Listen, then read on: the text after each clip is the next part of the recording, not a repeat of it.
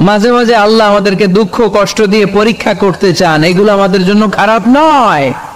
এই দুঃখ কষ্ট বিপদ আমাদের কোমরকে সোজা করে, আমাদের পায়ের মাটিকে শক্ত করে। এই দুঃখ কষ্ট আমাদেরকে শিখায়।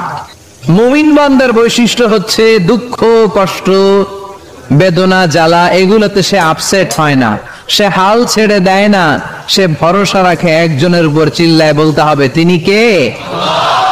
কারণ মুমিন জানে রাত্রি যত গভীর হয় অন্ধকার তমানিসা ভেদ করে সুবহে সাদিক হয়। মুমিন জানে গর্ভবতী নারীর পেটের ব্যথা যেই দিন বাড়তে থাকে ওই দিনই নতুন মেহমান আগমনের সময় ঘনাতে থাকে। মুমিন জানে তার জীবনে দুঃখ কষ্ট বিপদ যত বাড়তে থাকে সুখের দিন কাছে আসতে থাকে। এজন্য মুমিনের হারাবার কিছু নেই।